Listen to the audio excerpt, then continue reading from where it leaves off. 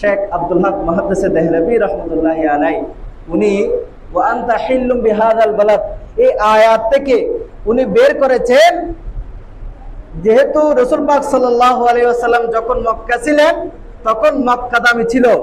এখন রাসূল পাক সাল্লাল্লাহু আলাইহি ওয়াসাল্লাম যেহেতু মদিনায় শুয়ে রয়েছেন সেহেতু এখন হচ্ছে মদিনা দামি। সুবহানাল্লাহ। রাসূল পাক সাল্লাল্লাহু আলাইহি ওয়াসাল্লাম যেখানে যাবেন সেই স্থানটা দামি হয়ে যাবে। উদাহরণস্বরূপ দেখেন, ইমাম সাহেবের মসল্লা এখানে রয়েছে, সেজন্য এই মসল্লার দামই বেশি। এখন মসল্লাটা যদি আমরা নিয়ে বারান্দায় নিয়ে যাই, সেখানে যদি ইমাম সাহেব নামাজ পড়ান, তাহলে মসল্লা যেদিকে যায় সেই মসল্লার দাম বেড়ে যায়। সুবহানাল্লাহ। অর্থাৎ একটা হচ্ছে মাকিন, একটা মাকান। মাকান হচ্ছে স্থান, মাকিন হচ্ছে ওই স্থানের মধ্যে যিনি থাকেন ওনাকে বলা হয় মাকিন। অর্থাৎ মাকিনের কারণে মর্যাদা বৃদ্ধি পায়, মাকানের কারণে মর্যাদা বৃদ্ধি পায় না।